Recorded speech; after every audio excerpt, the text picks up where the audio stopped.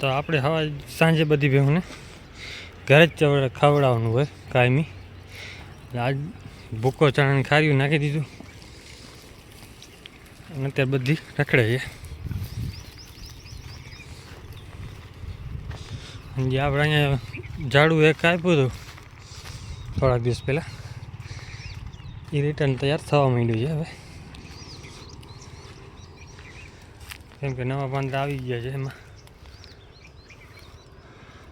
હું ખાય પાછી બીજી આ બાજુ ચાલુ થયું. એક દાળ રાખી દીધી હતી ઝીણી પટ્ટી, જોકે એ પણ થઈ પડશે, બાવર બહુ થઈ પડે ને. આપણે આમ બધી જો હું આરામથી ચરા કરશે, પાકડા કાઢ્યા નથી. દૂધણી ગાભણી બધી આવી ગઈ છે ટોટલ. વ્યાણી બેન છે ઘરે, એટલે ઘરે ખીલે બાંધી છે. થોડી શું છે કે નબળી પડી બીન તાવ જેવું લાગે છે. પાકડા હજી છે ને અંદર જ પીડા છે વાડામાં જ. અત્યારે જ તમને દેખાડવાનું હતું ખાલી આપણો પાડો. એનું કારણ એક છે કે પાડો આપણો છે ને હવે ધીરો પડી ગયો છે. પડખે કોઈ ભેહું ચરી ન શકે, હામી ભેહું ચરી ન શકે. જો હવે ભદ્રો પહેલાં ભૂકો ખાધો, ભૂકો મૂકીને ચણા ખાર્યો ને ચણા ખાર્યો મૂકીને નીરણ આવે. નીણ વધારે ભાવે એટલે નીણ વધારે ખાય. તમારે એક કોમેન્ટ કરવાની કે આપણે પાડો છે ને આવી રીતે ઊંચું નીચું છે કે નહીં. પાછળથી દાંડું છે ને ઊંચું દેખાય છે ને આગળથી નીચું છે.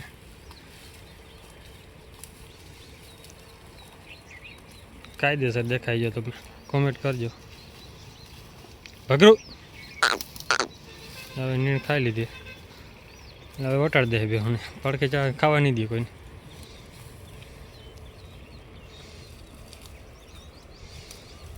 બે ત્રણ તો હજી નબળું પડી ગયો હતો, કેમ કે થોડું ખાવાનું ઓછું ભાવે ને વાતાવરણ પલટો થાય. 9 દિવસ થયા છે, 4500 ધંધો થયો છે આનામાં.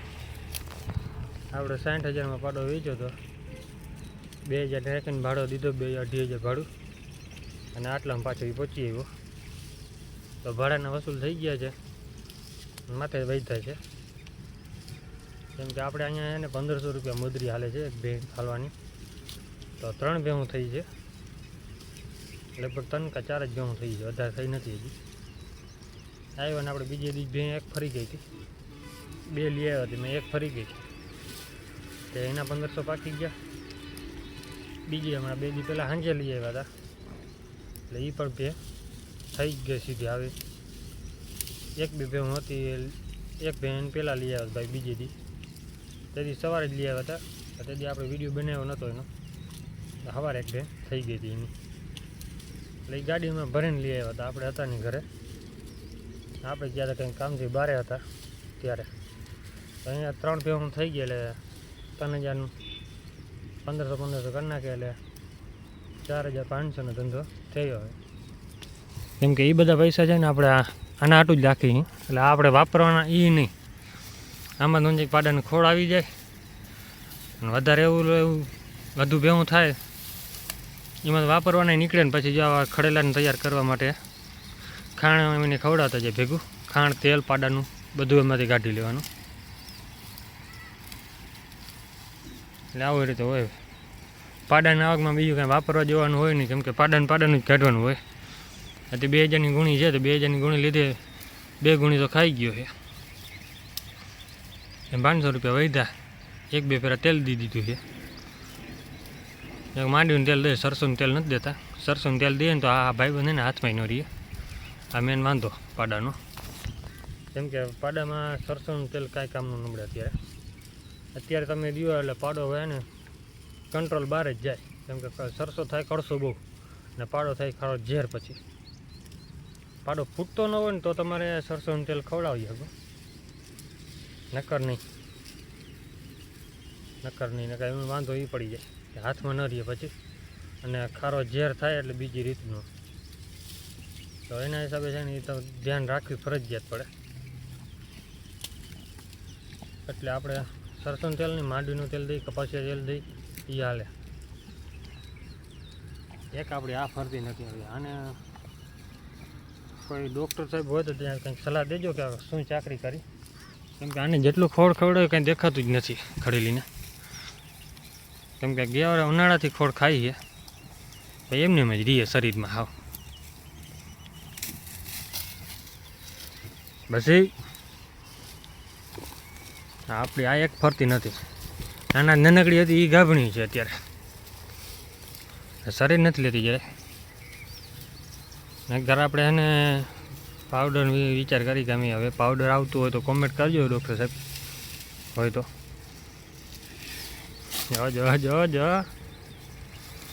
ખારો થયો ભાઈ, હમણાં તો અખાણ કર્યા એટલી વારમાં ખારો થવા માંડ્યો. એ તો ભાઈ મારવા વાળા છે ભાઈ, સાવ જ છે. કા ભગો હા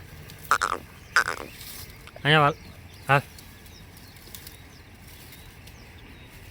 તો એ ભાઈ જવાબ દઈએ નહીં, હવે ખાવામાં પડ્યો છે ત્યારે.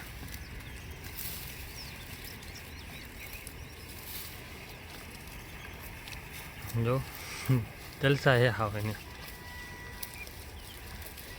હવે છે ને પાકડાને કાઢવા જોઈએ, પાકડાને કાઢી છે ને એટલે ગાય ઘા ખાઈ લઈએ. એકને સામે જો ઓલી બીજી ખડેલી લોટકી બહુ છે તો ગરમીમાં નથી આવતી. વાંધો એ પડે, ગરમી ગોરીઓ આવે છે એ ખવડાવી છે ભાઈ, ખાતી નથી ભાઈ.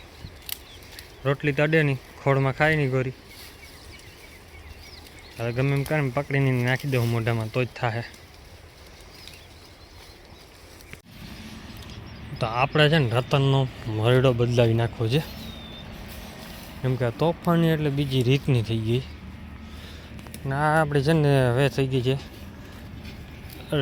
આપણે 2.5 થી 3 વર્ષની લગભગ થવા આવી છે. 3 વર્ષની નથી થઈ હોય, 2 વર્ષની માથે થયા છે. તો અત્યારથી છે ને લારા કરે છે, ગરમીમાં આવવાની તૈયારી કરે છે. એટલે આપણે લગભગ વિચાર કર્યો છે મોંઘા ડોઝ તો મુકાવા નથી, જેમ કે જેટલા મોંઘા મુકાવ્યા છે ને બધામાં વાછડા જ આવ્યા છે. સસ્તા ને સારા હોય ને ડોઝ તો આપણે કાંકરેજનું મુકાવવું છે. હાવ 300-400માં આવતું હોય ને તો જ, કેમ કે 300 માથે જેટલા ડોઝ મુકાવ્યા છે ને બધા વાછડા જ આવ્યા છે. ગોરીમાં વાછડો, આમાં વાછડો આવ્યો, રાધામાં વાછડો આવ્યો, અને આ વખતે પાછો વાછડો આવ્યો. એટલે સસ્તું ડોઝ મુકાવવો છે. આના માટે મોરડો આવી ગયો છે નવો, આજ લઈ આવ્યા તો બદલાવી નાખશું હવે. બાકીની બધી રખડે જો ગાયોનો ખાવા ન દઈએ એટલે હાવ બીજી રીતની. હવે એમાં પાડીડાને ખાઈ જાય. ઓલી જાફરી તો આપણે એવી હરાડીએ હાવ. હવે બદલાવી નાખી મોરડો ને પછી તમને દેખાડીએ. તો આપણી ભેંસ છે ને બીમાર પડી ગઈ છે, ખાવાનું ઓછું કરી નાખ્યું છે ને તાવ જેવું લાગે. આજનો વિડીયો આપણે અહીંયા સુધી રાખી. કેવો લાગ્યો કોમેન્ટ કરજો.